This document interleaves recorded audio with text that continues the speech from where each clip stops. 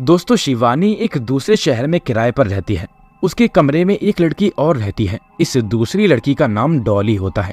Shivani medical college की student थी और वह नई नई इस शहर में आई थी। एक रात की बात होती है। शिवानी अपने कमरे में लेटी हुई है कि अचानक उसे खिड़की पर किसी की परछाई दिखाई देती है। वह उसे देखकर बहुत डर जाती है और उठती है और दरवाजा खोलकर बाहर देखती है तो उसे वहाँ कोई भी दिखाई नहीं देता। तो वो दोबारा वापस आकर अपने बेड पर लेट जाती है और सोने के लिए आंखें बंद करती है।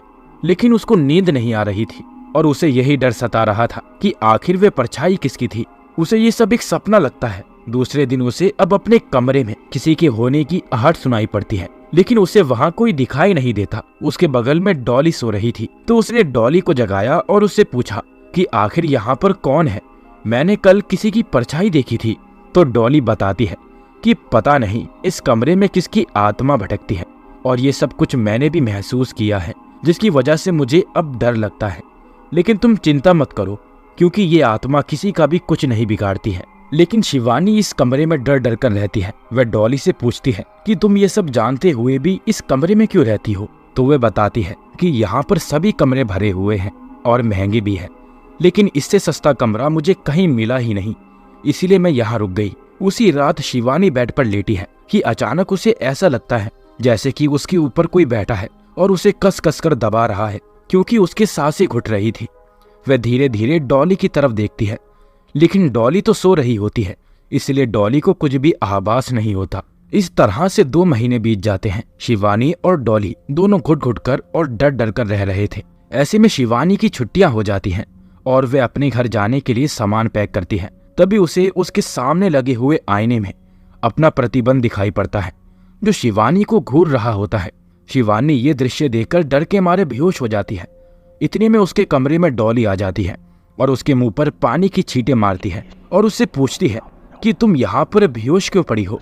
तब शिवानी उसे बताती है कि मैंने आईने में अपना प्रतिबिंब देखा जो मुझे घूर रहा था। दोस्तों, इस तरह से शिवानी दूसरे दिन अपने घर चली जाती है। शिवानी अपने घर में 1 महीना रुकती है और उसके बाद दोबारा से वहीं उसी कमरे में आ जाती है। लेकिन इस बार उसे डॉली कहीं नजर नहीं आती। वह कमरे के मालिक से पूछती है कि मेरे साथ कमरे में जो डॉली रहती थी वह अब कहाँ है, मुझे कहीं नजर नहीं आ रही।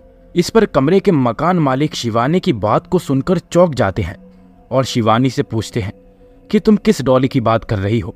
शिवानी कहती है कि वही डॉली जो मेरे साथ कमरे में रहती थी। तो इतने में मकान मालिक कहता है कि मैंने तो वह कमरा सिर्फ तुम्हें ही दिया था, वहाँ डॉली नाम की कोई लड़की रहती ही नहीं थी और ना ही मैंने उसे कभी तुम्हारे साथ देखा। हाँ, 1 साल पहले जिस कमरे में तुम रह रही हो उसी कमरे में डॉली नाम की एक लड़की रहती थी। लेकिन इतना कहते ही मकान मालिक चुप हो जाता है। ऐसे में शिवानी पूछती है आगे क्या हुआ था, बताइए ना। मकान मालिक कहता है कि वह डॉली तो 1 साल पहले ही खुदकुशी करके मर गई थी। उसने तुम्हारे ही कमरे में गले से फंदा डालकर अपने आप को मार लिया था और आज तक उसकी मौत का कारण किसी को भी पता नहीं चला। इतना कहने के बाद मकान मालिक डॉली की फोटो शिवानी को दिखाता है और कहता है कि ये है तुम्हारी डॉली। शिवानी कहती है कि हाँ, यही तो मेरे साथ रह रही थी। मानो शिवानी के पैरों तले जमीन खिसक गई हो। वह एकदम डर जाती है और चौंक जाती है और मन में सोचती है कि मैं जिसके साथ रह रही थी इसका मतलब वह एक आत्मा थी और वही मुझे डरा रही थी।